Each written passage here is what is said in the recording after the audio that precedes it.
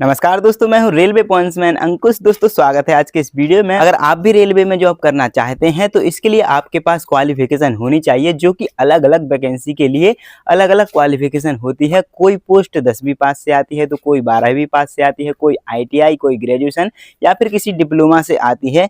तो सभी पोस्टों की हम क्वालिफिकेशन एलिजिबिलिटी के बारे में बात करने वाले हैं। जैसा कि आपको पता है कि रेलवे में अलग अलग वैकेंसी निकलती हैं, जैसे कि ALP technician, NTPC, group D, RPF, JE और मेडिकल जैसी लगभग 15 प्रकार की वैकेंसी रेलवे निकालता है। बहुत सारे लोग कंफ्यूज रहते हैं कि 10 पास से कौन सी है, 12 पास से कौन सी है, ITI से कौन सी है, ग्रेजुएशन से कौन सी पोस्ट निकलती है। और इसके अलावा भी कई ऐसी पोस्ट हैं जिनकी जानकारी बहुत कम लोगों को होती है। तो हम सभी पोस्टों की अलग अलग क्वालिफिकेशन के बारे में बताने वाले हैं। तो ये वीडियो आपके लिए बहुत ही इंफॉर्मेटिव होने वाली है, तो वीडियो को एंड तक जरूर देखिएगा ताकि आपके सारे के सारे डाउट क्लियर हो सकें और आपको ये पता चल सके कि आप कौन सी पोस्ट के लिए अप्लाई करने के लिए एलिजिबल हैं। तो चलिए शुरू करते हैं, लेकिन उससे पहले अगर आपने अभी तक चैनल को सब्सक्राइब नहीं किया है तो सब्सक्राइब जरूर कर लीजिएगा। साथ ही बेल आइकन भी प्रेस कर लीजिए, जिससे कि आने वाले सभी इंपोर्टेंट अपडेट आपको मिलते रहें। और साथ ही अगर आप सभी के एग्जाम पैटर्न, सिलेबस और प्रिपरेशन स्ट्रेटेजी पे वीडियो चाहते हैं तो ये भी कमेंट में जरूर बताइएगा।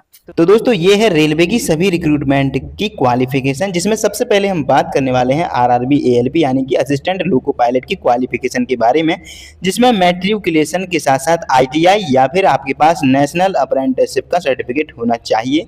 यानी कि ये जो पोस्ट है ये 10th प्लस ITI या फिर इसके साथ नेशनल अप्रेंटिसशिप का सर्टिफिकेट होना चाहिए, जो कि यहाँ पे मेंशन दिया गया है। इसके बाद अगर हम बात करें कि ITI जो है वो किस ट्रेड से आपकी होनी चाहिए, तो इसमें आर्मेचर एंड कॉइल बाइंडर की, electrician, electronics mechanic, fitter, heat engine, instrument mechanic, machinist, mechanical diesel, mechanic motor vehicle, millwright maintenance mechanic, mechanic radio and TV, refrigeration and air conditioning यानी कि RAC। इसके बाद ट्रैक्टर मैकेनिक, टर्नर और बायरमैन। इतनी trade से अगर आपने ITI कर रखी है तो फिर आप ALP यानी कि असिस्टेंट लोको पायलट का फॉर्म भर सकते हैं। और अगर हम इसकी एज लिमिट की बात करें तो 18 से 30 साल इसकी जनरली एज लिमिट होती है। इसके अलावा अगर आपको कोई एज रिलैक्सेशन मिल जाए तो वो भी इसमें इंक्लूड कर सकते हैं। इसका जो पे लेवल की बात करें तो ये लेवल 2 की पोस्ट होती है, जिसका बेसिक पे स्टार्टिंग में ही 19,900 होता है। इसके बाद दूसरी वैकेंसी की अगर हम बात करें तो ये है रेलवे टेक्नीशियन, जिसमें आपकी एक तो टेक्नीशियन ग्रेड 1 की पोस्ट होती है, इसके बाद एक टेक्नीशियन ग्रेड 3 की पोस्ट होती है।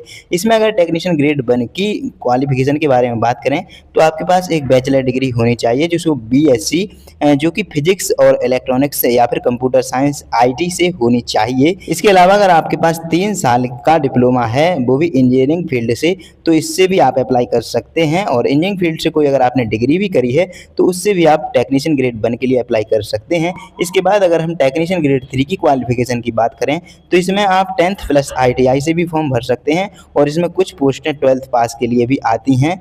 तो अगर आपके पास ITI या फिर 12th पास भी अगर आप हैं तो टेक्नीशियन ग्रेड 3 की कुछ पोस्ट के लिए आप अप्लाई कर सकते हैं। अगर इसकी एज लिमिट की बात करें तो वही जनरली 18 से 30 साल इसकी एज लिमिट है, बाकी जो आपको रिलैक्सेशन मिल जाए। और इसके पे लेवल की बात करें तो जो आपकी टेक्नीशियन ग्रेड 3 की पोस्ट है उसका जो लेवल है वो लेवल 2 की पोस्ट है, और जो आपकी ग्रेड 1 है वो लेवल 5 की आपकी पोस्ट होती है। और इसका जो बेसिक पे है वो 19,900 से स्टार्ट होता है, और जो टेक्नीशियन ग्रेड 1 है उसका 35,400 से स्टार्ट होता है। इसके बाद तीसरे नंबर की हम पोस्ट की बात करें तो ये है NTPC ग्रेजुएट लेवल यानी कि नॉन टेक्निकल पॉपुलर कैटेगरीज, जो कि एक ग्रेजुएशन लेवल की पोस्ट होती है। इसमें आपकी किसी भी स्ट्रीम से बैचलर डिग्री होनी चाहिए। कुछ पोस्ट के लिए इसमें टाइपिंग भी मांगी जाती है, लेकिन ये हर एक पोस्ट के लिए नहीं। और इसमें हिंदी और इंग्लिश 2 टाइप की टाइपिंग चाहिए होती है, तो आप अपने हिसाब से इसमें चॉइस दे सकते हैं कि आपको हिंदी टाइपिंग आती है या फिर इंग्लिश की टाइपिंग आती है। इसके अंदर कौन कौन सी पोस्टें आती हैं तो चीफ कमर्शियल कम टिकट सुपरवाइजर की पोस्ट आती है, स्टेशन मास्टर की पोस्ट आती है, गुड्स ट्रेन मैनेजर जिसे गार्ड कहते हैं ये पोस्ट इसी में आती है, जूनियर अकाउंटेंट्स असिस्टेंट कम टाइपिस्ट की पोस्ट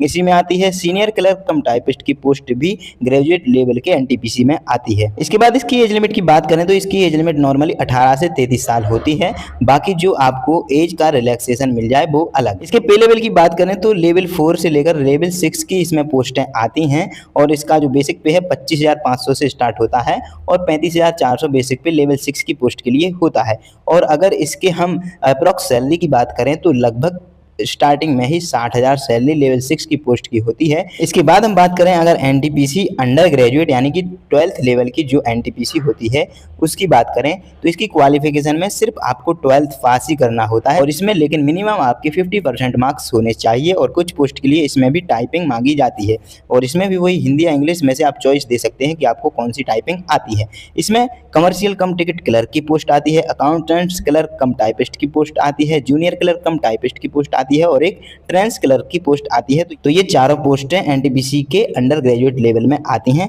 और अगर इसके एज लिमिट की बात करें तो 18 से 30 साल नॉर्मली इसमें एज लिमिट होती है। इसके पे लेवल की बात करें तो ये लेवल 2 से लेकर लेवल 3 तक की पोस्ट इसमें आती है और लेवल 2 की पोस्ट का बेसिक पे स्टार्टिंग में 19,900 होता है और वही अगर लेवल 3 की पोस्ट की बात करें तो 21,700 से इसमें स्टार्टिंग होती है। इसके बाद हम बात करते हैं लेवल 1 की ग्रुप डी की पोस्ट के बारे में, जो कि मिनिमम क्वालिफिकेशन आपसे मांगी जाती है। इसमें आपसे सिर्फ 10th पास ही मांगी जाती है और इसमें बहुत सारे वैकेंसी रेलवे में देखने को मिलती हैं। इसके अलावा अगर आपके पास ITI है तो भी आप अप्लाई कर सकते हैं।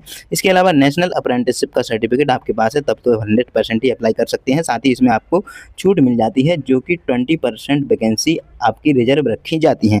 इसकी अगर एज लिमिट की बात करें तो 18 से 33 साल जनरली इसमें एज लिमिट होती है, लेकिन आपको इसमें कैटेगरी के हिसाब से रिजर्वेशन भी मिल जाता है। और पे लेवल की बात करें तो इसमें सभी पोस्टें लेवल 1 की होती हैं और टोटल लगभग 14 पोस्टों पर वैकेंसी अभी 2025 में इसमें निकली थी और इसका बेसिक पे 18,000 और अप्रॉक्स सैलरी 30,000 से लेकर इसमें 40,000 तक बन जाती है। इसके बाद अगली जो वैकेंसी है रेलवे की वो है RPF की यानी कि रेलवे प्रोटेक्शन फोर्स की। इसमें एक वैकेंसी कांस्टेबल की होती है। अगर इसकी क्वालिफिकेशन की बात करें तो सिर्फ इसमें आपकी 10th पास ही मांगी जाती है, वो भी किसी भी बोर्ड से आपकी होनी चाहिए। और इसकी एज लिमिट की बात करें तो सिर्फ इससे 18 से 25 साल के कैंडिडेट ही इसमें फॉर्म अप्लाई कर सकते हैं। बाकी कुछ एज रिलैक्सेशन भी इसमें मिल जाता है और इसमें एक फिजिकल एग्जाम भी होता है। अगर इसके पे लेवल की बात करें तो लेवल 3 की ये पोस्ट होती है जिसका बेसिक पे 21,700 होता है और इसकी जो अप्रॉक्स सैलरी है 35,000 से स्टार्ट होती है। अगर RPF में हम थोड़े और ऊंचे लेवल की पोस्ट की बात करें तो ये होती है सब इंस्पेक्टर यानी कि RPF SI की पोस्ट, जिसकी क्वालिफिकेशन होती है किसी भी स्ट्रीम से आपकी एक ग्रेजुएशन होनी चाहिए और कितने भी परसेंट आपकी ग्रेजुएशन में हो ये आपकी मान्य होती है। और इसकी जो एज लिमिट है इसके लिए आपको सिर्फ 6 साल का ही समय मिलता है अगर आप जनरल कैटेगरी से हैं।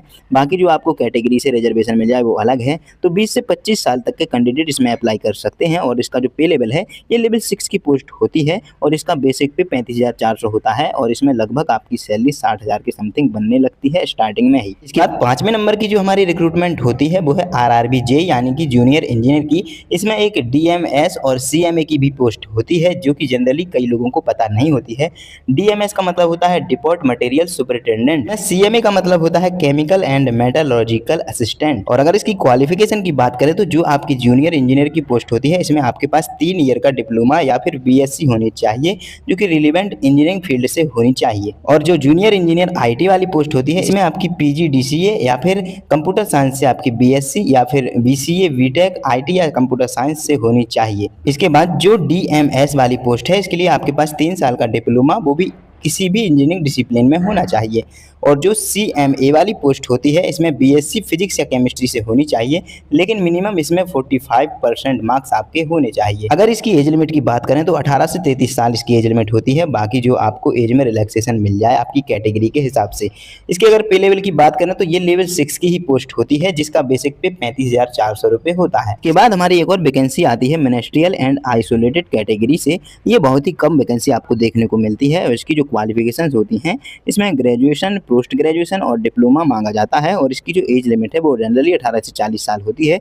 बाकी जो एज रिलैक्सेशन आपको मिल जाए वो अलग। इसकी जो पोस्टें होती हैं वो लेवल 2 से लेकर लेवल 6 तक की पोस्टें होती हैं जिसका बेसिक पे 19,900 से लेकर 35,400 तक हो सकता है। इसके बाद रेलवे में एक और पोस्ट आती है जो कि पैरामेडिकल कैटेगरी से होती है। इसकी क्वालिफिकेशन अलग अलग पोस्ट के हिसाब से अलग अलग होती है। जैसा कि इतनी सारी इसमें पोस्टें दिखाई दे रही हैं, नर्सिंग की, साइकोलॉजिस्ट की, फील्ड वर्कर की, हेल्थ इंस्पेक्टर की और कुछ इसमें टेक्नीशियंस भी होते हैं। अगर इसकी हम एज लिमिट की बात करें तो 18 से 35 साल जनरली होती है और ये गर्ल्स जितने भी कैंडिडेट हैं इनके लिए बेस्ट पोस्ट होने वाली हैं ये।